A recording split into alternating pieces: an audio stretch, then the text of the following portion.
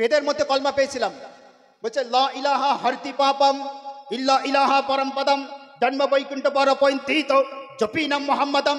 বলছে লা ইলাহা পড়লে তার পাপ মার্জনা হয়। দেখুন, ধর্মগ্রন্থকে সম্মান করবেন। আর নারায়ে তাকবীর। তার সবচেয়ে প্রাচীন গ্রন্থ বেদ, কল্কি পুরাণ।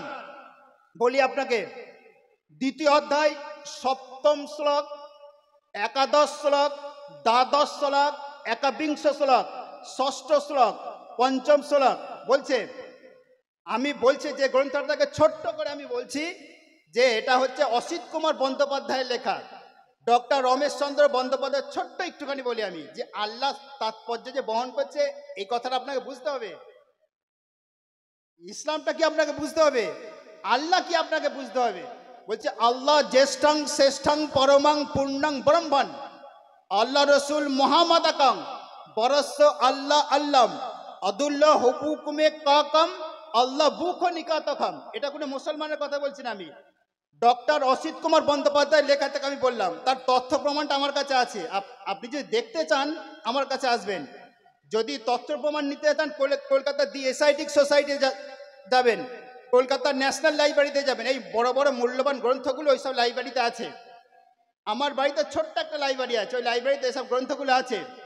তো বলছে আল্লাহ জ্যেষ্ঠ শ্রেষ্ঠ পরম পুণ্য এবং আল্লাহ রসুল মোহাম্মদ আকাম, আল্লাহ রসুল মোহাম্মদের তুল্য কেউ আর নেই পৃথিবীতে। মিলছে ইসলাম ধর্মের সাথে, ইসলাম ধর্মের সাথে মিল রয়েছে বলে আমি কথাটা বললাম। মনে রাখবেন এগুলো। এইবার আল্লাহ রসুলের কাছে এসে বলছে ইয়া রাসূলুল্লাহ ইয়া হাবিব আল্লাহ হুজুর, আমি তো জীবনে অনেক পাপ করেছি ইয়া রাসূলুল্লাহ ইয়া হাবিব আল্লাহ। আল্লাহ কি জিনিস বুঝতে পারলেন তো? গোটা বিশ্বের মুসলমানরা আল্লাহর জন্য কেন পাগল, একটু আমি ইঙ্গিত দিলাম, আপনি ইশারা দিলাম, এর প্রচুর ব্যাখ্যা আছে, এখন করব না আমি। এইবার আল্লাহ রসুলের কাছে এসে বলছে ইয়া রাসূলুল্লাহ ইয়া হাবিব আল্লাহ হুজুর, আমি তো কলমা পড়েছি ইয়া রাসূলুল্লাহ, কিন্তু আমি গুনার কাজ করেছি ইয়া রাসূলুল্লাহ। আপনার মুখশ্রী বাণী আমরা শুনেছি, গুনার কাজ করার কারণে দুনিয়াতে পাপ আসে, দুনিয়াতে আল্লাহ গজব পাঠায়, প্রেরণ করে। দুনিয়াতে পাপের কারণে আল্লাহ গজব পাঠায়। ইয়া রাসূলুল্লাহ ইয়া হাবিবাল্লাহ, আমি তো গুনার কাজ করেছি। আল্লাহ রাসূল সাল্লাল্লাহু আলাইহি সাল্লাম বলছে তুমি কি গুনার কাজ করেছো একটু বলো, আমাকে ইঙ্গিত দাও। বলছে ইয়া রাসূলুল্লাহ ইয়া হাবিবাল্লাহ, আমি আমার নিজের কন্যা সন্তানকে দাফন করেছি ইয়া রাসূলুল্লাহ। আমি আমার নিজের কন্যা সন্তানকে হত্যা করেছি।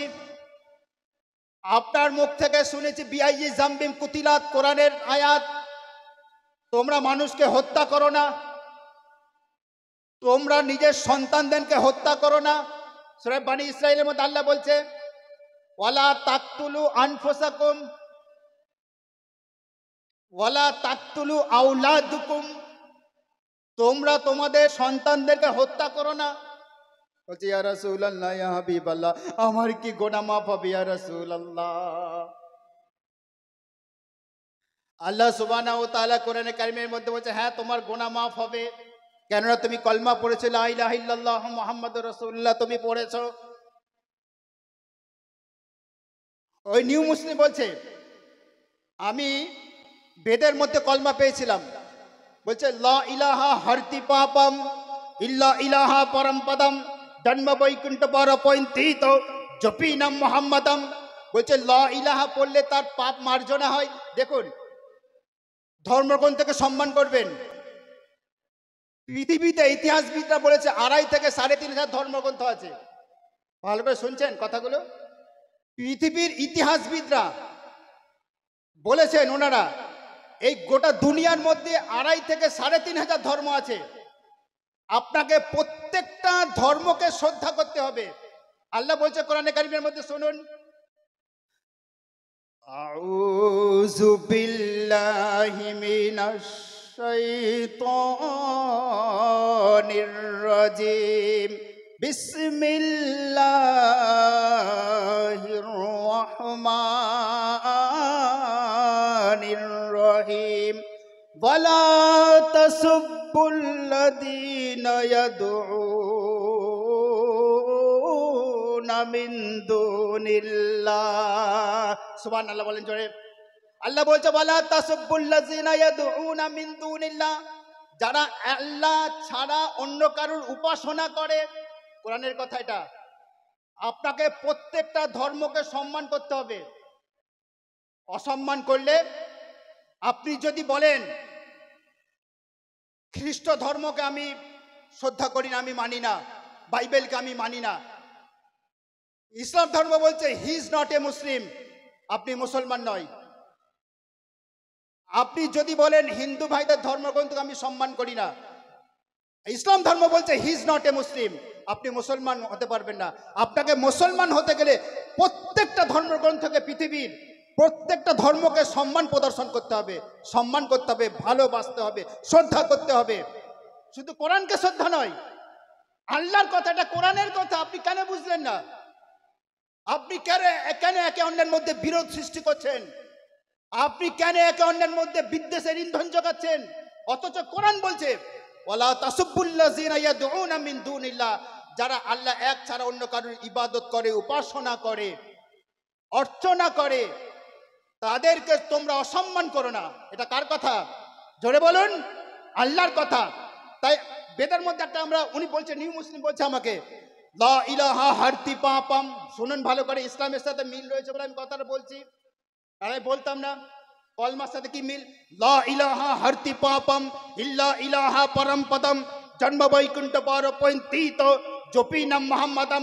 আল্লাহ রসুলের কাছে এসে বলছে ইয়া রসুল আল্লাহ, ইয়া হাবিব আল্লাহ, আমি প্রচুর গোনার কাজ করেছি, ইয়া রসুল আল্লাহ, আমার কি গোনা মাফ হবে?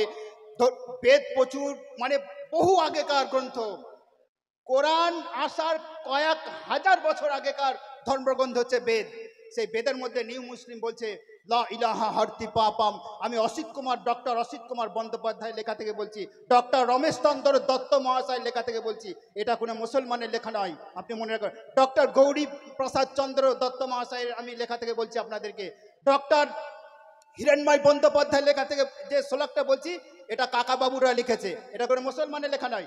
লা ইলাহা হারতি পাপাম বলছে, বেদের সাথে মিল হয়েছে। লা ইলাহা পড়লে তার পাপ মার্জনা হয়। যারা ইসলাম ধর্ম অনুসারী, যারা মুসলমান, তারা জানেন যে আমরা যখন বক্তব্য শুনি বা যখন আমরা জামাতে যাই, কলমার প্রতি আমল করলে আল্লাহ রসুল বলেছে তার বিগত জীবনের গোনাকে আল্লাহ মাফ করে দেয়। সুবহানাল্লাহ বলবে না? জোরে বলুন, নারায়ে তাকবীর। আপনি যদি কলমা লা ইলাহা ইল্লাল্লাহু মুহাম্মাদুর রাসূলুল্লাহর প্রতি যদি আমল করেন, বাস্তবে রূপ দেন, বাস্তবায়িত করেন, তাহলে আল্লাহ রসুল বলছে হে মুসলমান নর এবং নারী, তোমার বিগত জীবনের গোনাকে আল্লাহ মাফ করে দেয়। কয়েক হাজার বছর আগে বেদ বলেছে লা ইলাহা হারতি পাপাম। তুমি যদি লা ইলাহা পড়ো তাহলে তোমার পাপ মার্জনা হবে। ইল্লা ইলাহা পরম পদম, যদি ইল্লাল্লাহর প্রতি তুমি আমল করো, বাস্তবে রূপ দাও, তাহলে তুমি দুনিয়ার বুকেতে সম্মানের অধিকারী হবে। কোরআনের সাথে মিল রয়েছে। এখানে একটা কোরআনের আয়াত ফিটিং করবো আমি আপনাদের সামনে। আল্লাহ কোরআনে কারিমের মধ্যে বলছে অত ইজ্জু মান তাসা অত জিল্লু মান তাসা। আল্লাহ বলছে মান সম্মানের মালিক আমি আল্লাহ। কয়েক হাজার বছর আগে বেদ বলেছে মান সম্মানের মালিক। তুমি যদি ইল্লাল্লাহর প্রতি আমল করো, তোমার দুনিয়াতে উপরওয়ালা তোমার দুনিয়াতে সম্মান বাড়িয়ে দেবে। ইসলামের সাথে মিল পাচ্ছি? আপনারা মিল পাচ্ছেন? ইল্লাল্লাহ, আল্লাহ বলছে কোরআনে কারিমের মধ্যে মান সম্মানের মালিক হচ্ছে আমি আল্লাহ, আমি খোদা, আমি রব। কোরআনে কারিম বলছে অত ইজ্জু মান তাসাও অত জিল্লু মান তাসাও। আল্লাহ বলছে মান সম্মানের মালিক আমি খোদা, আমি খোদা। আমি দুনিয়ার বুকেতে মানুষকে আমি মান সম্মান দিই, আবার যখন তাকে আমি বেইজ্জতি করি ওটা আমার হাতে। যখন সম্মান দিই দুনিয়ার মানুষকে, যখন নেতৃত্ব দিই দুনিয়ার মানুষকে, দুনিয়ার মানুষ তখন সেই মানে অফিসারের উপর, মানে তার গলার উপর, তার মানে মন্ত্রীর গলার উপর সে মালা চাপিয়ে দেয় ফুলের। কথা কি ঠিক না বেঠিক? যখন আল্লাহ সম্মান দেয়, যে কুরসি দেয়, তখন দুনিয়ার মানুষরা সেই ব্যক্তির গলাতে ফুলের মালা চাপিয়ে দেয়। আল্লাহ বলছে আমি যখন তাকে বেইজ্জতি করি, তখন সেই দুনিয়ার মানুষগুলি আবার আপনার জুতোর মালা চাপিয়ে, তার গলায় কুশপুতুল চাপিয়ে প্রকাশ্যে রাজপথে তাকে বেইজ্জতি করি, তার কুশপুতুলকে জ্বালিয়ে দেয় দুনিয়ার মানুষ। তাকে আমি বেইজ্জতি করি, অর্থাৎ কুরসি থেকে আমি নিচেই নামিয়ে দিই। অর্থাৎ আল্লাহ সুবহানাহু ওয়া তাআলা বলছে আমি দুনিয়ার বুকেতে মানুষকে মান সম্মান দিবার মালিক আমি খোদা। ইসলামের সাথে মিলছে? জন্ম বৈকুণ্ঠ পর পৈতৃত জপি নাম মোহাম্মদম, তুমি চির জনম জনম যদি স্বর্গে বাস করতে চাও, প্যারাডাইসের মধ্যে, হেভেনের মধ্যে, জান্নাতের মধ্যে, বেহেস্তের মধ্যে, যদি তুমি চির জনম, অর্থাৎ আবার আরবিতে বলা হয়, শুনুন কোরআন আরবিতে বলা হয় আবাদান আবাদা, অশেষ। আচ্ছা জান্নাতের মধ্যে কিয়ামতের দিন আপনারা জানেন, বুখারীর একটা হাদিস বলি, আল্লাহ রসুল সাল্লাল্লাহু আলাইহি সাল্লাম বলছে কিয়ামতের দিন মৃত্যুর একটা চেহারা তৈরি করে জবাই করে দেবে, আল্লাহ সুবহানাহু ওয়া তাআলা ঘোষণা করে দেবে, এরপরে কারুর কাছে আর মৃত্যু যাবে না। এটা আরবিতে বলা হয় আবাদান আবাদা, ইংরেজিতে বলা হয় এন্ডলেস, বাংলায় বলা হয় অশেষ, যার কোনো শেষ নেই। আবাদান আবাদা জীবন তুমি জান্নাতের মধ্যে সুখ সম্ভার ভোগ করবে। আর তুমি যদি পাপ করো, গোনার কাজ করো, গোনায় যদি সিদ্ধহস্ত হও, তাহলে তুমি মৃত্যুর পর তোমার ঠিকানা হবে জাহান্নাম। তুমি জাহান্নামের মধ্যে আবাদান আবাদা, অশেষ এন্ডলেস, তুমি জাহান্নামের মধ্যে শাস্তি ভোগ করতে হবে তোমাকে। এটা কলমার কথা, আল্লাহ রসুলের কাছে ফিরে